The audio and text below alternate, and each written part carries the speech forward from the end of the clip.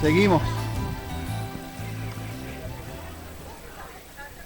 Le damos gracias al Señor porque usted está aquí, porque usted ha decidido enfocar su semana en quien se tiene que enfocar, en la voluntad de Dios. Tuvimos un campamento de verano por las últimas 2 semanas. Tuvimos 108 chicos matriculados. Sobre 15 de ellos le entregaron su vida al Señor y estamos bien contentos, bien gozosos por la victoria tan tremenda que Dios nos dio en estas 2 semanas. Fue un campamento sin incidentes mayores. Siempre hay el muchacho que se cae y se raspa, o los líderes. Hubo un líder que subiendo las escaleras se cayó, así que uno puede hacer contra eso. No se puede hacer nada, hay que levantarlo, aunque pesaba un poquito. Hay que levantarlo y pasarle la curita. Pero le damos gracias al Señor. Ayer estuvimos en un cumpleaños de 18 años de un joven de la iglesia y los campeones del dominó. Lo siento, pero le pusimos una chiva al quinceañero que cumplía 18. Así que gracias a Dios que Chori estaba jugando contra los otros 2. Chori dio una chiva, exactamente. Bueno, ok. Nosotros hemos entrado en una serie de identidad y por eso los jueves por la noche también nos estamos reuniendo para aprender de nuestra identidad basada en valores. Usted y yo fuimos creados por Dios con 3 valores. Todo el mundo, no importa si le sirve, si no le sirve al Señor, no importa lo que cree, no importa de dónde viene, hacia dónde va, todo el mundo fue creado por Dios con 3 valores, con dignidad, con integridad y con libertad. Y hemos estado estudiando de la vida de José porque la vida de José resalta de una manera tremenda el valor en específico de la integridad. Y en el día de hoy vamos a estar hablando de Génesis, ahí dice Génesis 40, pero se me olvidó que también es 41.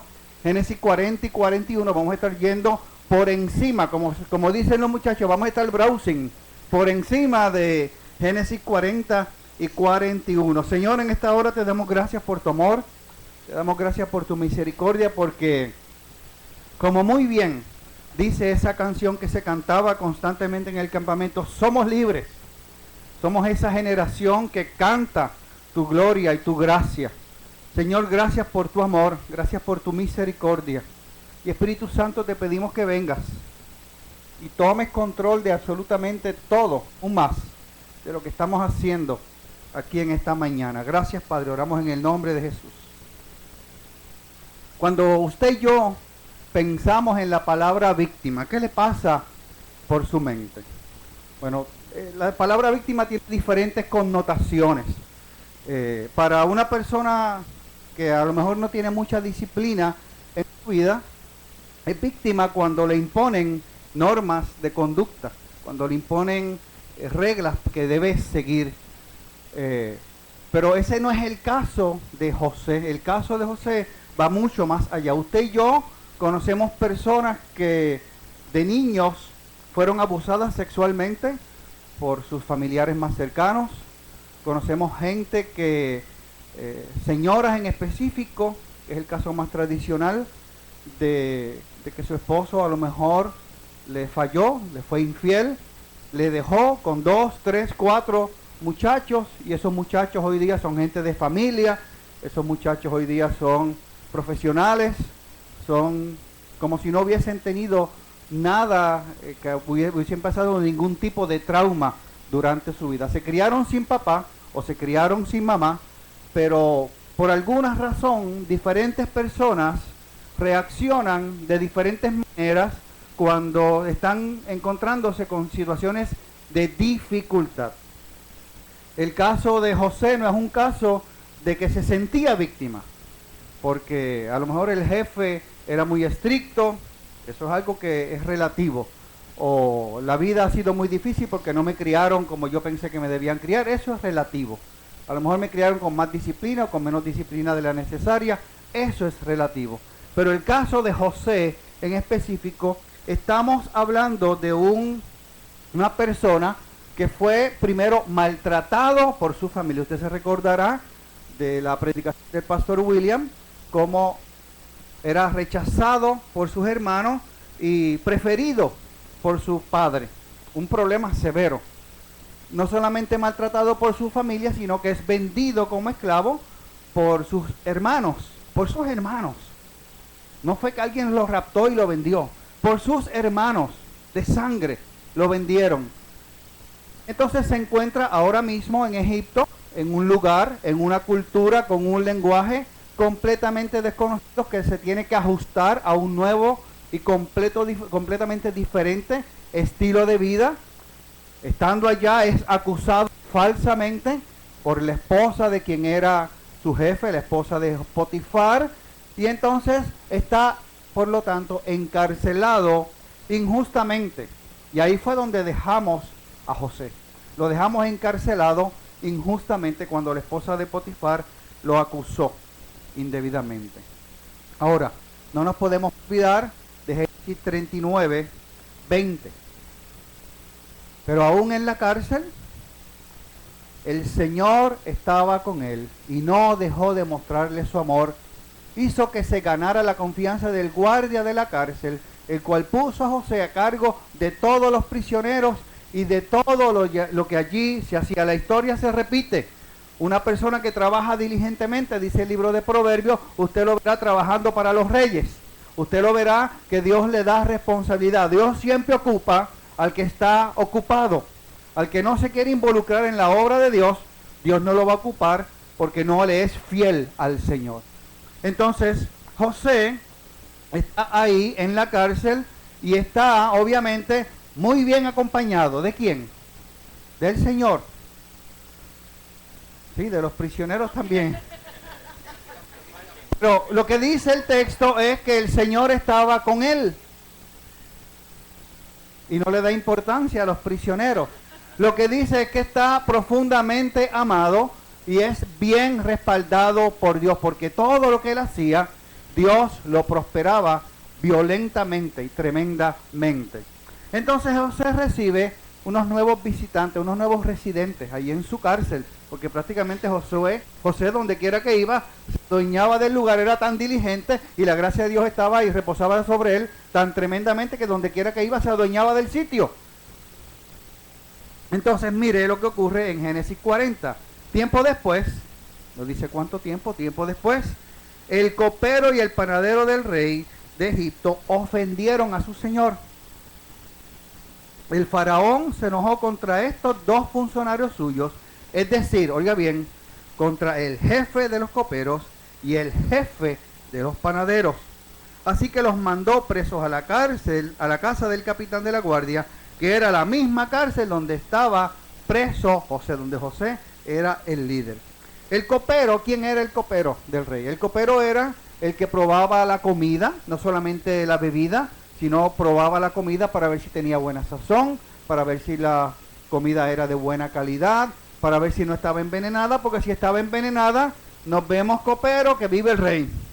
Así es como funcionaba el asunto. El copero era quien filtraba los alimentos del rey, todo lo que el rey comía y todo lo que el rey bebía. De hecho, en el libro de Nehemías, que era Nehemías del rey de Persia, era un copero. Era el que, y usted ve que se desarrolla una relación bien íntima y bien especial entre los coperos, porque se convierten prácticamente en el asesor del rey, en el primer ministro del rey.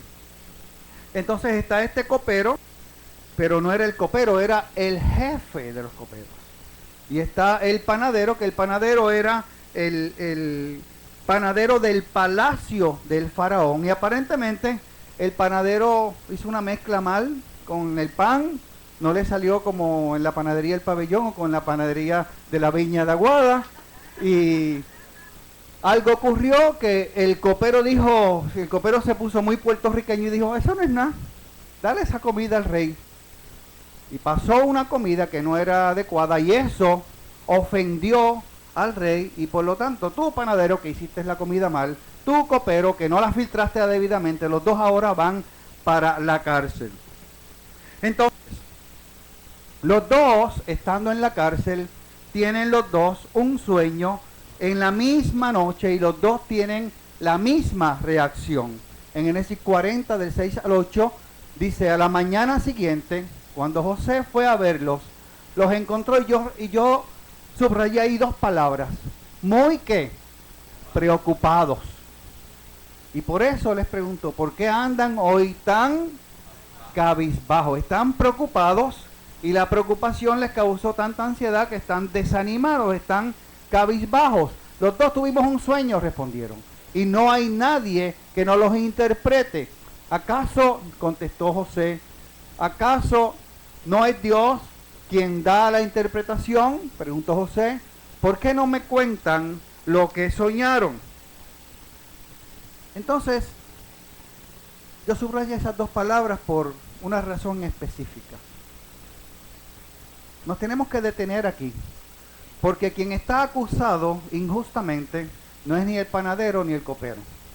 Quien está encarcelado injustamente no es ni el panadero ni el copero. El que tiene derecho de estar preocupado y cabizbajo es José. Pero José no está enfocado en él, José está enfocado en servir a otra gente. José está enfocado en cómo él puede ayudar a crear y a hacer la voluntad de Dios en la vida de la gente a su alrededor. ¿No es Dios quien puede dar la interpretación de los sueños? Yo estoy enfocado en Dios. La esperanza de José era Dios. La única opción de José para vivir su vida de la manera de la integridad como la vivió fue Dios. La esperanza futura de José era Dios. José sabía que quien da esperanza es Dios. Quien dirige nuestros caminos es Dios. Quien nos pasa por situaciones de dificultad para pulir nuestro carácter, para que usted y yo nos parezcamos más a Dios, es Dios. Por lo tanto, José escucha los sueños y lo interpreta. El primer sueño interpretado, el sueño del copero. Entonces el jefe de los coperos le contó a José el sueño que había tenido. Soñé que frente a mí había una vid, la cual tenía 3 ramas. En cuanto a la vid, echó brotes, floreció y maduraron las uvas en los racimos. Yo tenía la copa del faraón en la mano. Tomé las uvas, las exprimí en la copa y luego puse la copa en manos del faraón. La interpretación de José, ¿cuál fue? Mire, señor jefe de coperos, usted no se preocupe. En 3 días lo van a restaurar en su posición y usted va a vivir. Ahora, yo, que está tan humildemente siendo usado por el Señor en este momento, yo tengo una petición especial. Y José le hace un pedido especial al copero. Yo le ruego que no se olvide de mí. Óigame, que mucho duele cuando uno le ha servido como líder a alguien y esa persona después deja los caminos del Señor. Eso es una de las cosas más tristes y más terribles que hay. Yo le suplico que no se olvide de mí, por favor, cuando todo se haya arreglado. Fíjese la fe de José. Yo estoy seguro que esto que yo le estoy interpretando va a ocurrir cuando todo se haya arreglado. Hable usted de mí al faraón para que me saque de esta cárcel. A mí me trajeron a la fuerza de la tierra de los hebreos. Yo no hice nada aquí para que me echaran en la cárcel. La fe de José es tremenda, es violenta, es fuerte, es estable. José no tiene ningún problema de fe. José no tiene ningún problema de estabilidad emocional. José ha sido machacado y maltratado y rechazado, y José no tiene ningún problema en su vida. ¿Por qué? Porque sabe quién es en su dignidad y en su integridad, y obviamente también en su libertad, y por eso puede funcionar como funciona. Entonces, el panadero dice: esa interpretación me gustó. Yo le voy a decir ahora mi sueño. Y el segundo sueño interpretado, del verso 16 al 19. Al ver que la interpretación había sido favorable, el jefe de los panaderos le dijo a José: yo también tuve un sueño. En ese sueño llevaba yo 3 canastas de pan sobre la cabeza. En la canasta de arriba había un gran surtido de repostería para el faraón, pero las aves venían a comer de la canasta que llevaba sobre la cabeza. José le respondió: esta es la interpretación de su sueño. Las 3 canastas también son 3 días. Dentro de los próximos 3 días, el faraón mandará a que a usted lo decapiten y lo cuelguen de un árbol, y las aves devorarán su cuerpo. Él como que no salió tan bien con su interpretación. Y a los 3 días ocurre exactamente como José había dicho, como José había interpretado de los 2 sueños. Al copero lo restauran en su posición como copero del rey. Al panadero lo eliminaron, lo ahorcaron. Ahora, finalmente José tiene esperanza, pero recuérdese de algo, la esperanza de José no está puesta en el ser humano. La esperanza de José está en el Señor. Y finalmente, probablemente José pensó, se acabó la injusticia.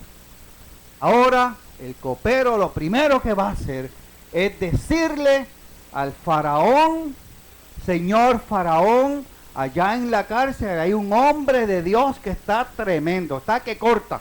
Tiene una relación con el Espíritu Santo tremenda. Y yo tuve un sueño, yo estoy aquí, él me interpretó el sueño, me quitó el ansiedad, el estrés y pude dormir por los últimos 3 días lo más bien porque yo sabía que no me iban a matar. Pero al panadero le interpretó el sueño y ocurrió exactamente como dijo este hombre. Pero la historia se repite. Sin embargo, el jefe de los coperos no se acordó de José. Volvieron con lo mismo, sino que se olvidó de él como por completo, como si José no hubiese existido en su vida y como si José no hubiese tenido que ver nada con la restauración de este hombre en su posición. El jefe de los coperos no se acordó de José. Piense por un momento, ¿qué pasaría? ¿Qué estará pasando en este momento por la mente de José? Qué injusta ha sido la vida. Cómo mis hermanos me han rechazado, cómo me han traído aquí como un esclavo a una cultura que yo no entiendo todavía muy bien, en un lenguaje que estoy aprendiendo, a las buenas o a las malas. Me va bien y ahora estoy mal otra vez. Y pienso que me va a ir bien y ahora me dejan aquí, encarcelado. Se han olvidado de mí. Olvidado y rechazado por completo.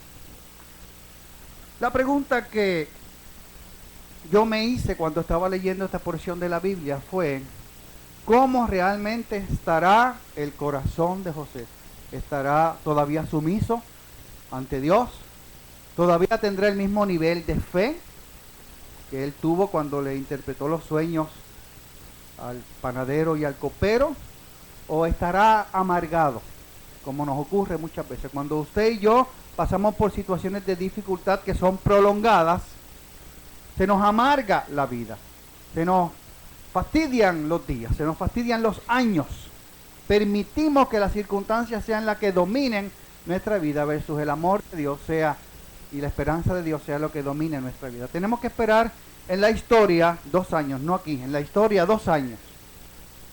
2 años más tarde, el faraón tuvo un sueño, el cual nadie pudo interpretar. Entonces el copero se acordó de José y dijo, allá en la cárcel hay un hombre que nos interpretó los sueños y ocurrió exactamente como él dijo. Y entonces, ¿qué ocurre? El faraón manda a llamar a José. Y enseguida lo sacaron de la cárcel, luego de afeitarse y de cambiarse de ropa. José se presentó ante el faraón, quien le dijo, tuvo un sueño que nadie ha podido interpretar, pero me he enterado de que cuando tú oyes un sueño, eres capaz de interpretarlo. Aguántese ahí, señor faraón. Yo interpreto sueños, eso es muy cierto, pero no soy yo quien pueda hacerlo. Ahí usted ve el corazón de José. Está igualmente de alineado a la voluntad de Dios con todos los cantazos que le ha dado la vida. No soy yo quien pueda hacerlo, respondió José, sino que es Dios quien le dará al faraón una respuesta favorable. Ahí está, señor faraón, no soy yo quien interpreta. Yo no tengo ningún poder, yo no tengo ninguna autoridad. Yo simplemente dependo de Dios, quien es, quien me ayuda a interpretar los sueños. Y aún en el calabozo, yo he podido mantener una relación con mi Dios.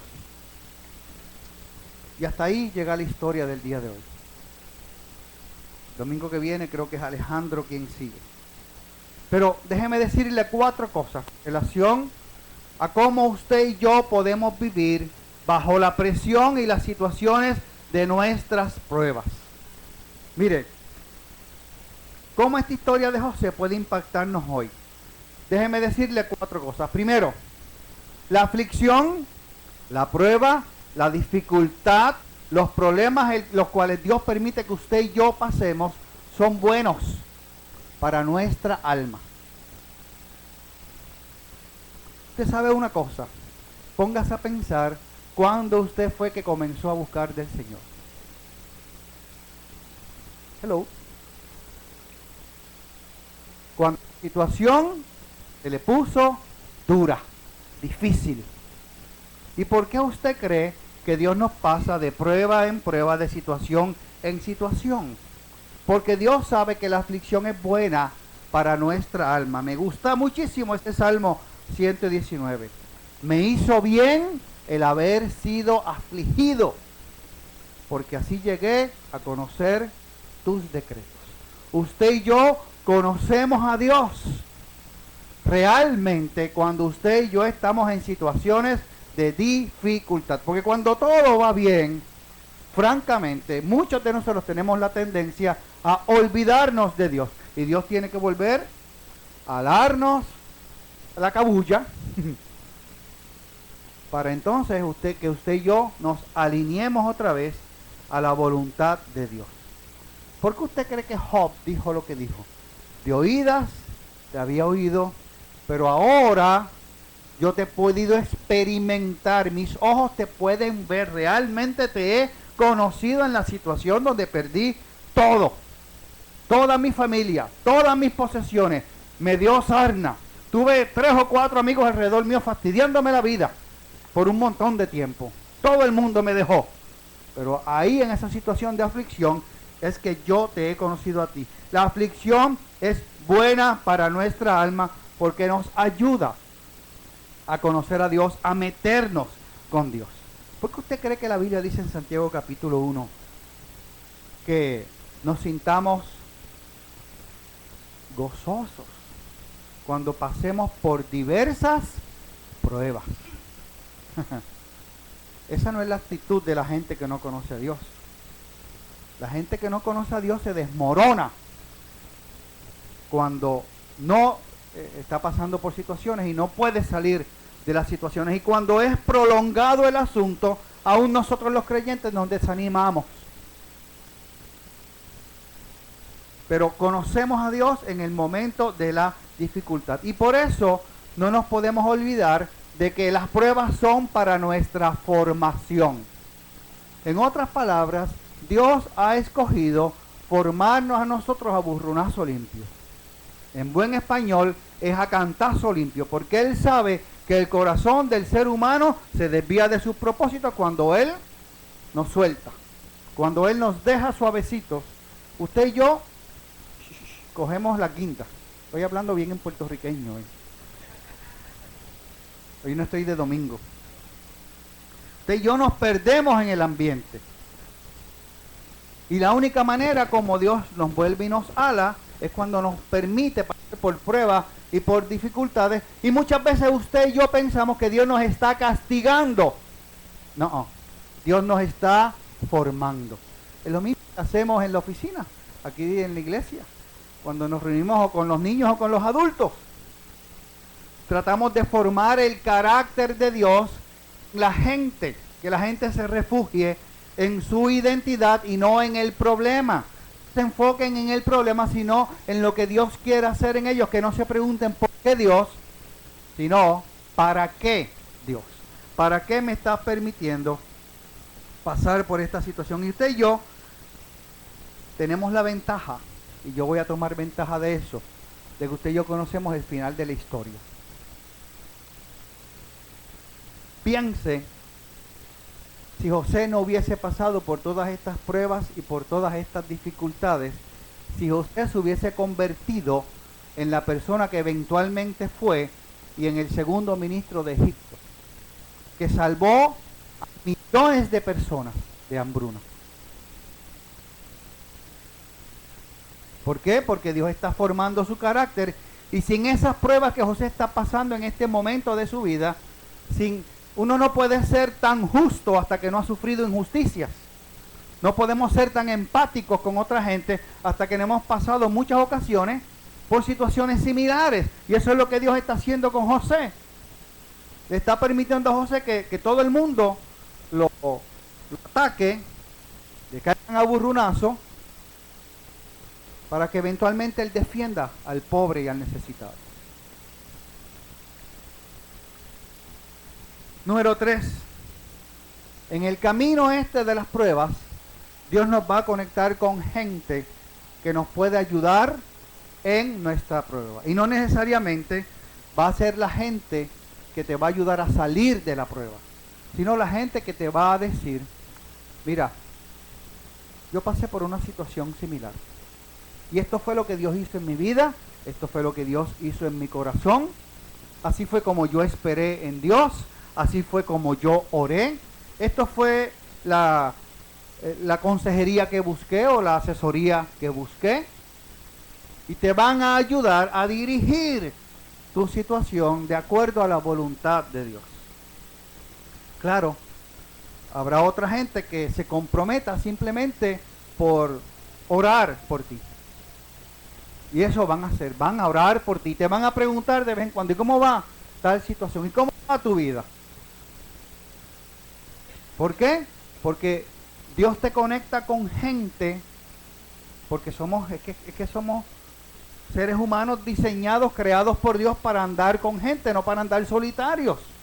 Y Dios nos quiere conectar con gente, entonces nos permite pasar por la fricción para tratar con nuestra alma y para tratar con nuestro entorno y con cuán bien usted y yo nos estamos relacionando con otros individuos, para tratar también con nuestras relaciones.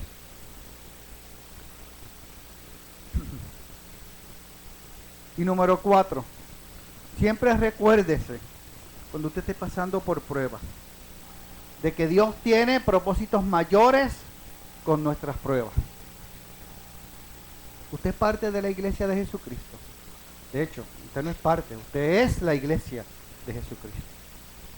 Si usted es la iglesia de Jesucristo, yo le tengo una noticia o le quiero recordar algo. Es que usted no vive para usted. La iglesia es el único organismo vivo creado por Dios que vive para bendecir a otra gente. Y las pruebas que Dios nos permite pasar a nosotros no es para castigarlo a usted, es para formarlo a usted, para que usted ayude eventualmente a formar a otros en comunidad. Dios tiene mayores propósitos con nuestras pruebas. Usted y yo tenemos que desarrollar una visión de nuestra propia vida que va mucho más allá de mí, que va mucho más allá de yo estar cómodo, de yo estar viviendo una vida placentera. Dios no me creó para yo estar de vacaciones en el mundo. Dios me creó para llevarme de prueba en prueba, de dificultad en dificultad, para que yo me involucre en la vida, en mi propia vida y en la vida de otra gente. Ese es el propósito de Dios. Y Dios tiene propósitos aún mayores. Mire, es muy importante que usted y yo desarrollemos una visión que no es una visión a corto plazo, no es una visión temporera. Usted y yo tenemos que tener una visión trascendente, una visión que va mucho más allá de nosotros mismos. Hace unas semanas atrás, el doctor Batista tiene un grupo de personas que él ha capacitado a través de los años y nos da educación continua y nos reúne, y hubo una reunión en Arecibo y nos llama a todos y allá caemos todos para escuchar. Él había acabado de llegar de México, de Argentina y de Colombia. Y están haciendo unas pruebas, comprobando cómo funciona la teoría de la identidad basada en valores, en términos biológicos, y cómo impacta a la familia. Y han hecho pruebas en específico en hospitales psiquiátricos y en clínicas de familia, en hospitales de familia, donde se trata con consejería familiar. Y una de las cosas que descubrieron es que cuando la gente dice, yo me casé con esta persona que quería pasarla bien, porque quería estar cómodo, porque yo sabía que ella tiene una buena profesión y yo podía vivir mejor, eso es una visión temporera. Y cuando esas personas, esas familias, esos matrimonios enfrentan dificultades en sus vidas a través de los años, se rompen y se les hace muy difícil pasar por esas situaciones que se van desarrollando a través de la vida, porque su visión de la vida como matrimonio es una visión temporera. Ahora, las familias, los matrimonios que contestaban, nosotros nos casamos porque queremos juntos hacer la voluntad de Dios. Eso es visión trascendente. Entonces aquí están todos estos líos y todos estos problemas, pero yo estoy viviendo por encima, yo puedo volar como las águilas. Y por eso yo necesito tener una visión trascendente que trascienda, que sea más importante que mí, que yo mismo. Necesito desarrollar un propósito de vida que vaya mucho más allá de que yo quiero vivir bien, de que yo quiero estar cómodo, de que yo quiero tener un mejor salario, una mejor casa, un mejor carro. No, porque la vida, usted no se va a llevar nada de eso. Todo eso se queda aquí. Lo único que usted se va a llevar, ¿usted sabe qué es? Los recuerdos. Lo que usted vivió y cómo lo vivió. Y eso solamente se logra cuando usted y yo tenemos una visión trascendente, que miramos mucho más allá y no importa lo que pase aquí abajo, los problemas que tengamos aquí abajo, si mi visión es trascendente, los problemas yo los manejo y no son parte de mi vida, porque mi vida es mi visión que está por encima de todo eso. Entonces, si usted tiene una visión muy temporera, se le va a hacer bien difícil la vida. José, yo estoy seguro de que José nunca dejó de pensar en los 2 sueños esos que tuvo. Porque él se dio cuenta en algún momento dado, mientras la vida se le va desarrollando a uno se da cuenta de que las experiencias pasadas son para vivir el presente, para formar el futuro. Entonces, José tuvo 2 sueños. ¿Usted se acuerda de los 2 sueños? Que habían unas gavillas, 12 gavillas o yo no sé qué, que se postraban ante él, y después estaba el sol y la luna y las estrellas postrándose ante él. Y los 2 sueños escandalizaron a su familia, a sus hermanos y eventualmente hasta a su propio padre. Pero ¿qué sueño se cumplió? ¿Qué visión trascendente fue la que triunfó? Mira, allá están los hermanos el resto de sus vidas haciendo maleantes, cuidando ovejas, allá peleando con todo el mundo que se encontraban, asesinando, matando, igual la misma gente de antes. Hasta que Dios los aprieta con hambre. Y se tienen que encontrar de cara a cara con el hermano que vendieron como esclavo. Entonces ahí fue que tuvieron que cambiar. Pero José está pasando todas las situaciones de la vida teniendo una visión trascendente de que yo voy a cumplir la voluntad de Dios. Y me fascina, pero que me fascina, cuando José se reencuentra con sus hermanos, la contestación de José. Porque José, ¿quién es la esperanza de José? Dios. ¿En quién está enfocado José? En Dios, en la voluntad de Dios. Y cuando los hermanos se encuentran con José, que José le hace todas esas cosas que le hacen para probarle el carácter de ellos, José le contesta: pero ahora, por favor, no se aflijan más, ni se reprochen el haberme vendido, pues en realidad fue Dios quien me mandó delante de ustedes para salvar vidas. Eso es una visión trascendente. Desde hace 2 años la región está sufriendo de hambre y todavía faltan 5 años más, etcétera, etcétera. Pero por eso Dios me envió delante de ustedes para salvarle la vida, de manera extraordinaria, de ese modo, asegurarle descendencia para la tierra. Aguántese un momento. Yo sé que mi padre tiene un llamado de Dios y que de él va a nacer una nación o naciones. Y Dios, eso es visión trascendente, Dios me puso aquí para que yo cuide de ustedes, porque Dios me va a usar a mí para que mi padre tenga la descendencia que se necesita para cumplir la voluntad de Dios. Eso es una visión trascendente que trasciende mucho más allá de que me vendieron como esclavo, de que mis hermanos no me amaban, trasciende mucho más allá y va más allá de que la esposa de Potifar me hizo lo que me hizo, de que el copero se olvidó de mí 2 años. No me importa. ¿Por qué? Porque ahora estoy cumpliendo la voluntad de Dios. Entonces, siempre recuérdese cuando usted está en situaciones de dificultad, en situaciones fuertes, a veces que cogen muchos años en la vida de uno, de que Dios le está dando un entrenamiento, no para ese momento, es para después. Dios va a usar esa situación con alguien de alguna manera para bendecir a otra persona, porque usted no existe para usted. Usted existe para otros, para bendecir a otros. Si usted es iglesia, usted no vive para usted, para su placer y su beneficio, sino para el beneficio y el placer y la bendición de otra gente.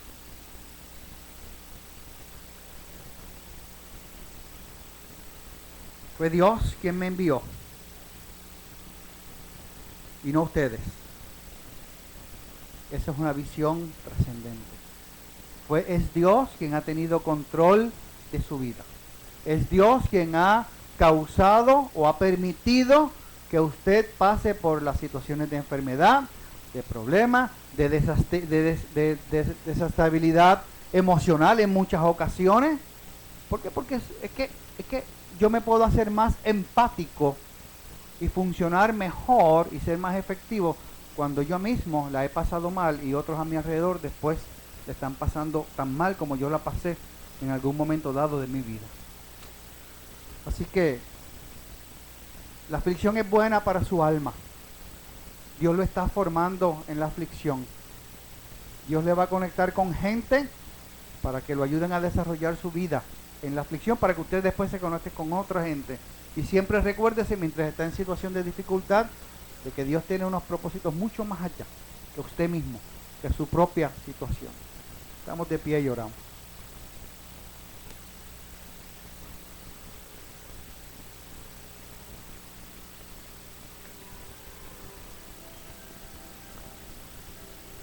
Mire, a lo mejor usted es de las personas que está reencarrilándose en las cosas de Dios porque se desenfocó. Y a lo mejor Dios permitió que usted pasara por algún tipo de situación o que esté pasando en este momento por algún sitio de situación porque Dios le está llamando la atención hacia Él. A lo mejor usted ha vivido muy preocupado con usted mismo, cuando se debió haber enfocado en otra gente.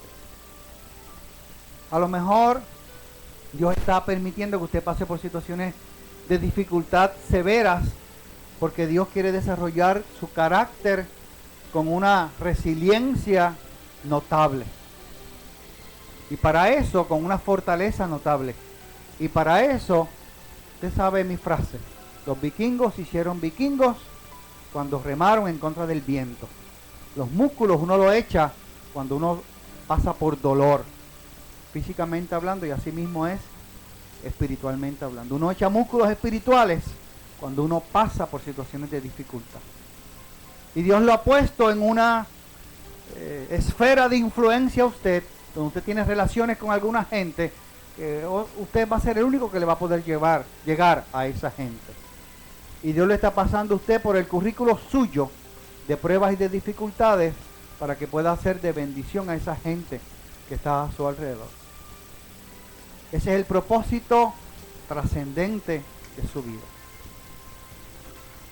Señor, en esta hora te queremos adorar, te queremos bendecir, Señor, y te queremos dar gracias, porque has dejado plasmada en tu palabra, en tu Biblia, esta historia